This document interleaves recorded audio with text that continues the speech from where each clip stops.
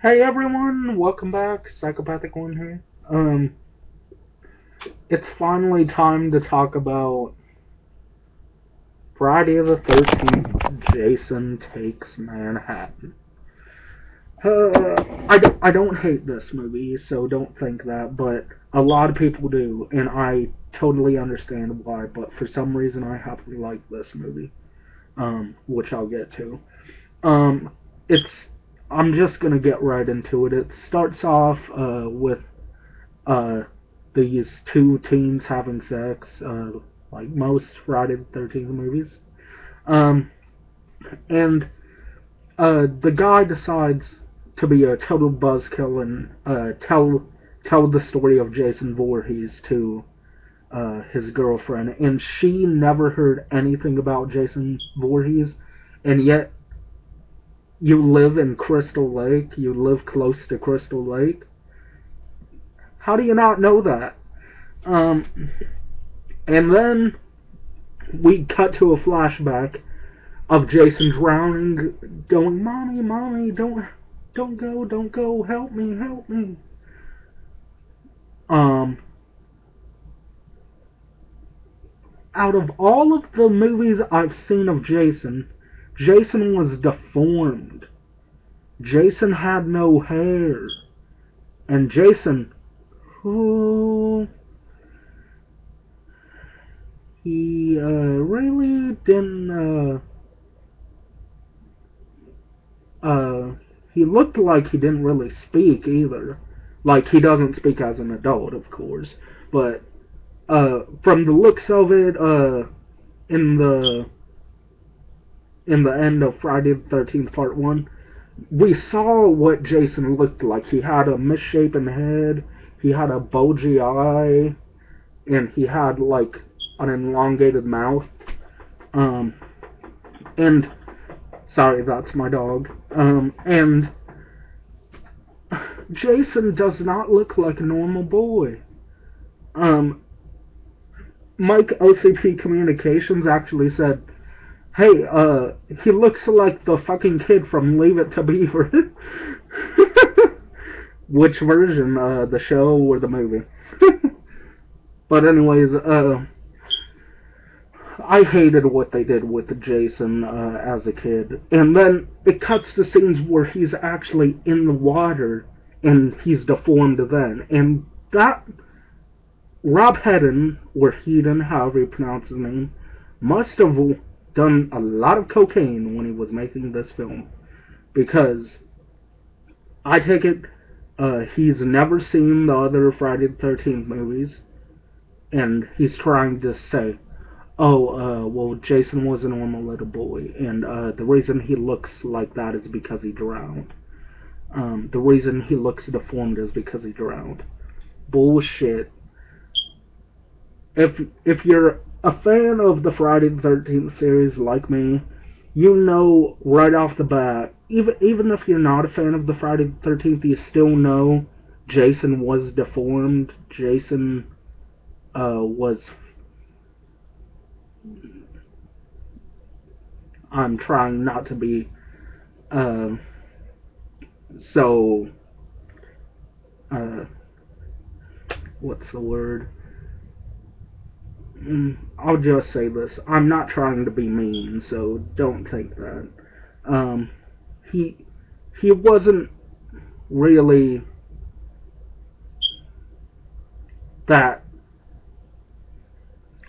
The best way to say it, he wasn't really that good looking. It's a nice way to say it, but without being mean. But hopefully you all know what I mean. But anyways, Jason ends up coming back. Cut back to the couple having sex. The guy ends up going outside to put the anchor on the boat. Put it because they're on a boat. They're going on a sea cruise.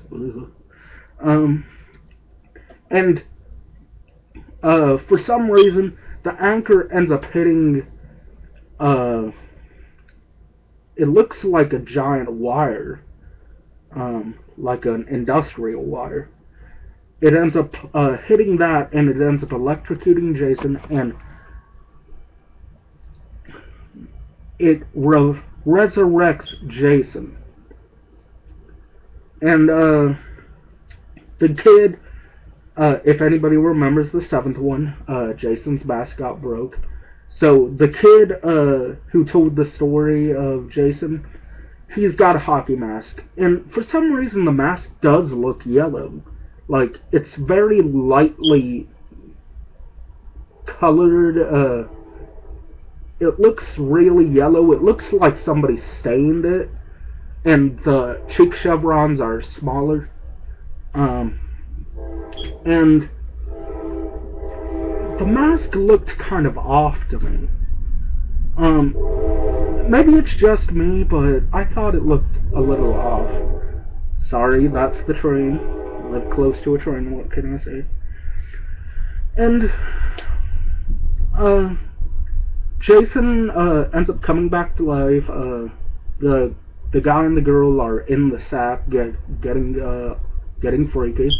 And then Jason grabs the hockey mask, puts it on, takes the harpoon gun, and while the people are having sex, the girl goes, "Jason?"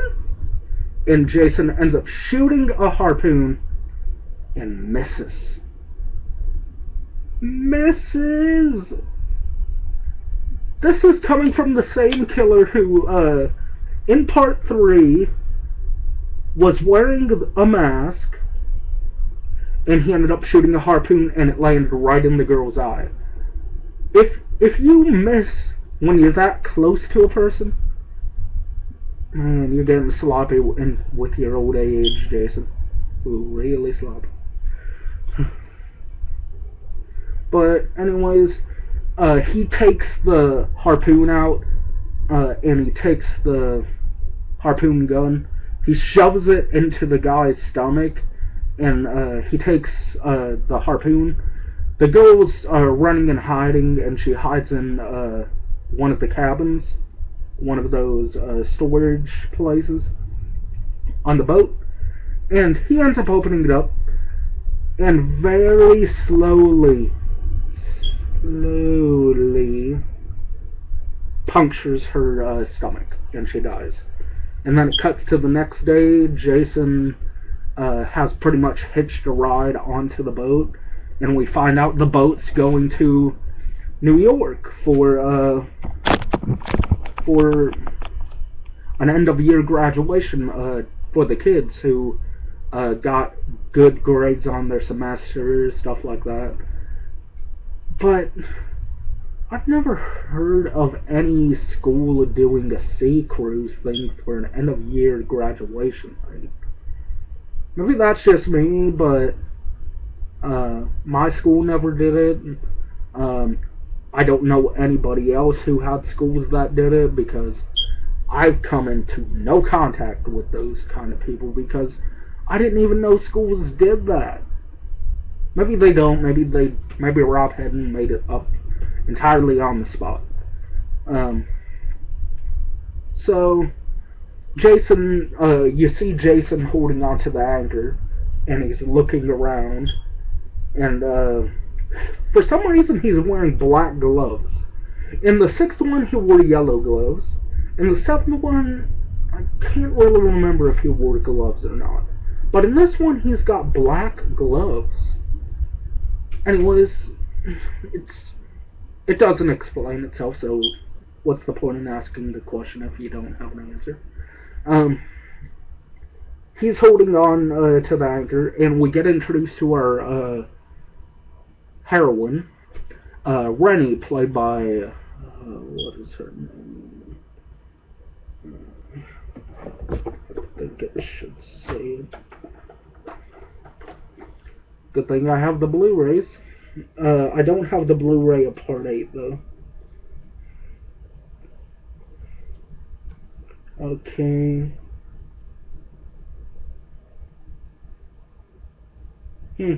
Doesn't say who the woman's name is, but the character's name is Rennie. The character's name is Winnie, and she's kind of the shy girl, and she really wants to be close to her boyfriend, and her boyfriend's on the ship, so she figured, hey, why not? I got to go on the ship too, so might as well hang out with my boyfriend.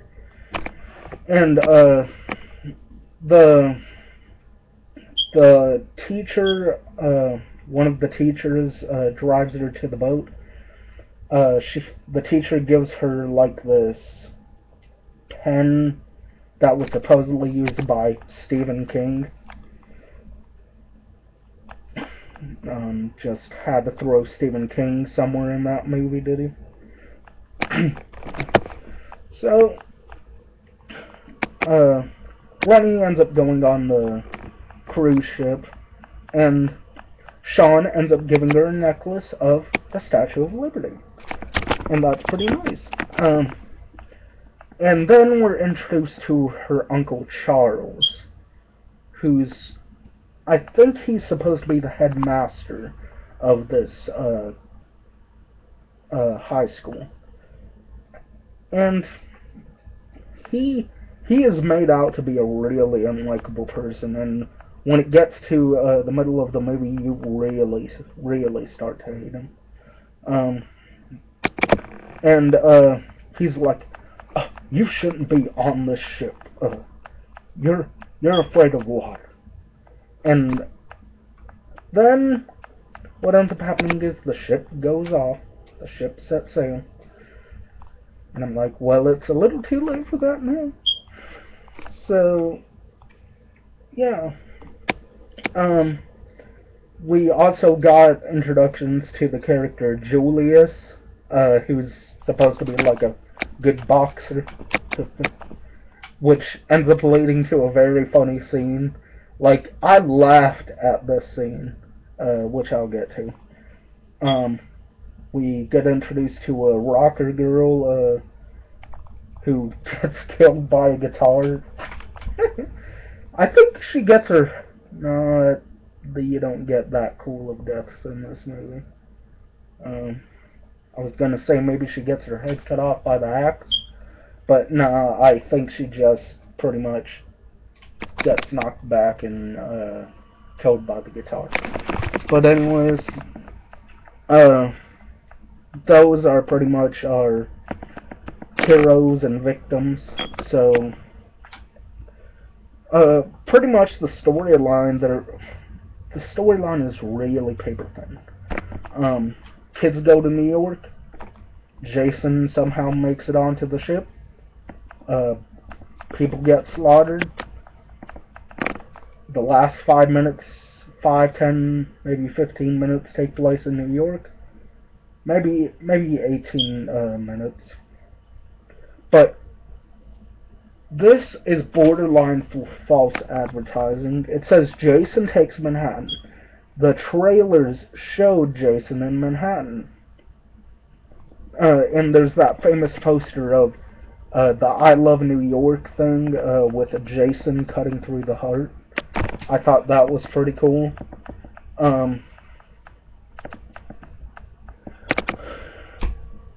I don't mind the movie, but it seriously should not have been called Jason Takes Manhattan. And most of the film was shot in Vancouver. That's where most filmmakers happen to make movies if they can't get to New York. Make it in Vancouver. So, Charles, I'm going to go through the deaths now. The first death, the first actual death, is JJ, the rocker chick. She's busy playing her ass, just enjoying herself, and then in comes Jason, walks down the stairs, and JJ's running and running, and then she runs around a corner, and there's Jason. And then he immediately kills her with the guitar. I'm like, at first I'm like, did Jason just teleport? And then I'm like, maybe it's no big deal. Maybe it's just a one-time thing. And then we cut to a guy getting killed in the spa. He's busy relaxing, and he goes to lay down. And he sits back up, and Jason ends up coming in with a hot rock and shoves it into the dude's stomach. And the stomach looks pretty damn fake. We've also got a death from, I think the woman's name is Kelly Wu. I could be wrong about that. She ends up dying on the disco floor, which would have been an awesome death had they done it right. She just gets choked. But here's where I start to notice it wasn't a one-time thing. Kelly tries going to the left, and then she tries going to the right. Jason is appearing on both sides, plus the front. And I'm like, what the fuck? And then he appears in front of her and goes and chokes her to death. And then cut to the chick that I didn't mention before. Her name is Tamara. And she didn't want to do the final report, and she somehow got on the ship anyways. She's trying to blackmail the teacher into the headmaster into giving her a good grade by coming on to him, and pretty much she draws like a very artistic anatomy on her stomach and everything, and she ends up coming on to the teacher, fake, and he's like, get away from me, you're gonna be in very big trouble, young lady. And then she puts him on the bed, and then you find out she's being recorded, and she's gonna use that videotape to blackmail Charles. And I'm like, okay, that didn't do anything to the story. She ends up taking a shower, like, again, most horror movies, especially 80s horror movies, gotta have that shower scene. So she takes a shower, ends up getting out of the shower to get dressed. Next thing you know, Jason ends up busting through the door and ripping off her towel, and she ends up hitting her head on the mirror. Next thing you know, Jason's coming in, he grabs the mirror, the piece of glass from the mirror, and we don't see it, we just hear the sound, but I assume he stabbed her in the back repeatedly. I assume. But anyways, we don't see what happened to the rest of the group, and the last person to die on the boat is a guy, we don't even know his name, just a random student. He thinks it's going to be good to beat Jason with a baseball bat. I think he's got a baseball bat. And he ends up running away and ends up climbing all the way up on, I forget what they're called, I think they're called sails or whatever. He ends up climbing all the way up that, and Jason's down at the bottom. Down at the bottom. He somehow teleports up there and throws the guy off of the sail. Great. I know Jason's a ghost, but great. You just made it a whole lot better, Rodhead. So much better. But what can you say? It was the last movie made by Paramount, and it was a horrible one to go out with. But for some reason, I like this movie. I don't know what it is about it. Maybe it's the acting. I do like the acting. Everybody did their job well. The kills I can't say are anything much. And speaking of which, they get to New York. They see the Statue of Liberty, and Julius and going, "Hell yeah, we're in New York!" And Jason apparently swam all the way to Vancouver, aka New York, aka Canada, whatever you want to say. Vancouver, Canada. And Jason, his head looks very, very white. Like, it doesn't even look demonic, it doesn't look creepy, it's as if somebody just puked on his head and then rubbed the puke all over his head. I know that's a disgusting thing to say, but that's how it looks. Like somebody took a 3-day binge of drinking and ended up puking on Jason's head. That's how it looks. But new makeup artist, so you're not going to get the greatest. And Jason ends up finding his way into Manhattan, and these two drug dealers end up taking Rennie, and they end up injecting her with, well, I don't know anything about drugs, injects her with something, and Jason doesn't like drugs, so he takes that syringe, shoves it into the back of the dude's neck, and it comes out the throat. Comes out the front of the throat. I don't know how that's possible, but it's a movie, so yeah, I can only suspend my disbelief so much. But then we get to probably my favorite kill. Jason fighting Julius. Julius is going left and right, just fighting him, and then he's trying to rest, and he's like, "Give me your best shot." And then Jason's like, "Okay." Launches the head right off, and I'm like, yeah, if only the other kills could have been that awesome, then we'd have an awesome movie. But no.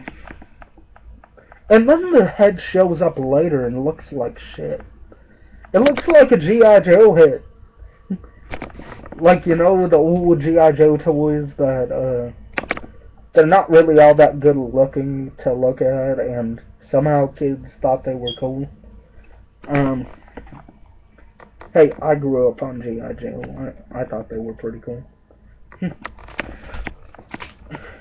Then, we ended up finding out, after, Jason kills the cop, Rennie and the teacher who gave her the pen, and the headmaster, Charles, and, her boyfriend, Sean, I think his name is, they all end up, running away, trying to get away from Jason, and then she runs into a deformed version of Jason and crashes the car, and then the car is done for. It ends up exploding. I think it explodes. And she's looking down at a puddle of water, and she remembers her Uncle Charles pushed her into the water and almost drowned her. And then, she ends up seeing Jason as a little boy when she was a kid, which doesn't make sense because that would mean this movie takes place in the 60s or 70s then, because Jason is a full-grown man and this woman is a teenager. Well, supposed to be like 18, 19 years old. So that wouldn't make sense whatsoever. That would seem like Jason is the same age as her, which again wouldn't make sense.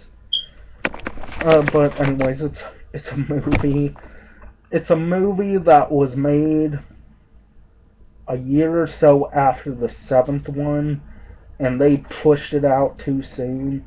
I mean, all of the Friday the 13th came out 1 year after the other, but then they took a break, and then Part 7 came out, and then Part 8 came out, and then by the 8th one, they ran out of ideas.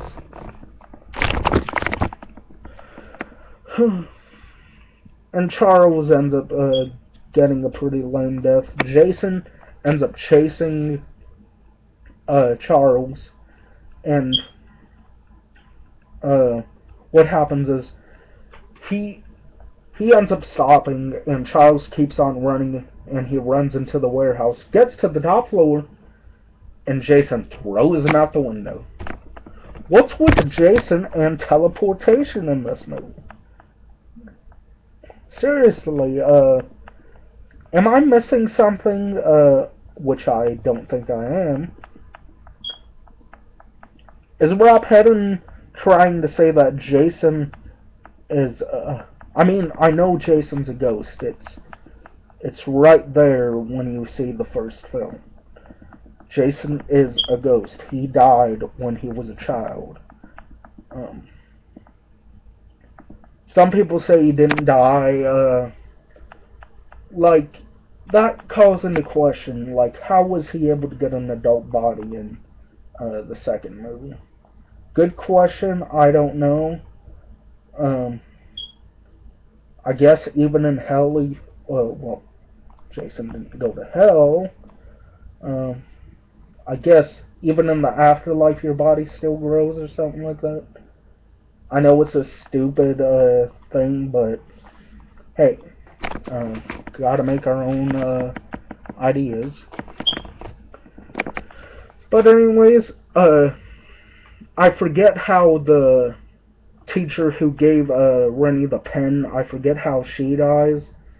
But anyways, it's Jason and the two main characters facing off against one another. They end up running away. Jason ends up going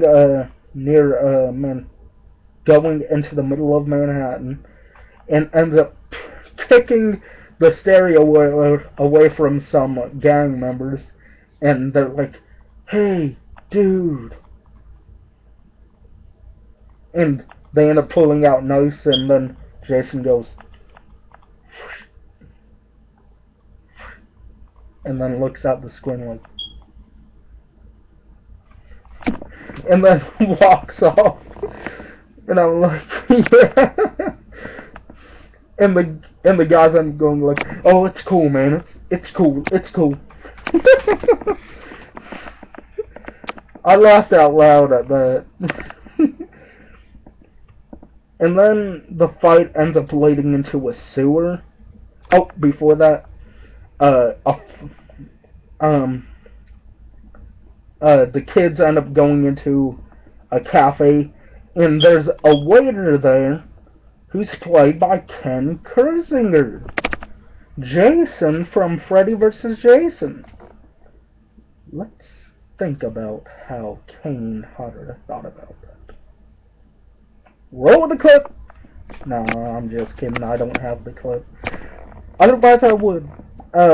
Anyways, Kane Hodder throws Ken Kersinger into a window, and then before that, Ken Kersinger's like, "Listen here, buddy," and then Jason just throws him like a doll. And I'm like, it's funnier now that because that ended up becoming the new Jason. But I don't know what else to say about this movie other than the over-the-top ending. They end up going into the sewer. Apparently, every night at midnight in New York, the sewers fill up with toxic waste. Why did you make that up, Rob Hedden? What, did you think you were being funny? Because you're not. It was a stupid idea. Anyways, the toxic waste ends up going down the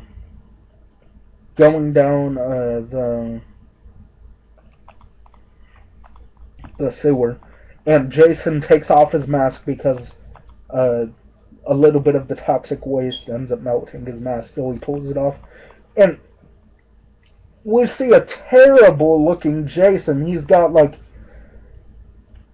it's like his mouth is engraved into his teeth. His eyes look messed up, and he's like going, and I'm like, why did you ruin Jason? Again, I'm trying to figure out why I like this movie. I guess I can watch it as a time waster. So we got that, and then he goes like, "Mommy, Mommy, I don't want to drown," and then he gets swept away into the sewer by the toxic waste, and then a normal little boy ends up laying on the ground, full head of hair, and that's supposed to be Jason, and then Rennie and Sean end up getting out of the sewer, and they continue their trip to New York City. They enjoy the rest of the trip, and I'm like, that wasn't a very satisfying ending. Ugh. Oh, and one more thing. Why is it that Jason is so much like Freddy Krueger in this movie? He can teleport. He's apparently coming to Rennie in nightmares, like first as a normal little boy, then as a deformed little boy, and coming out of the mirror and stuff like that. And then Jason himself end up appearing and trying to choke Rennie. I'm like, what is this?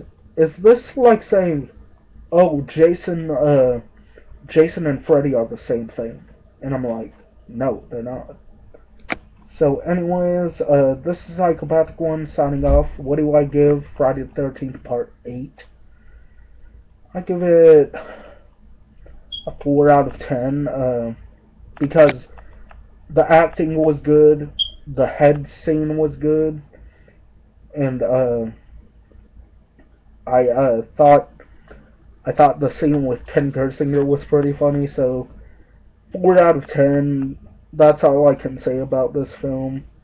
This is Psychopath1c signing off. Peace.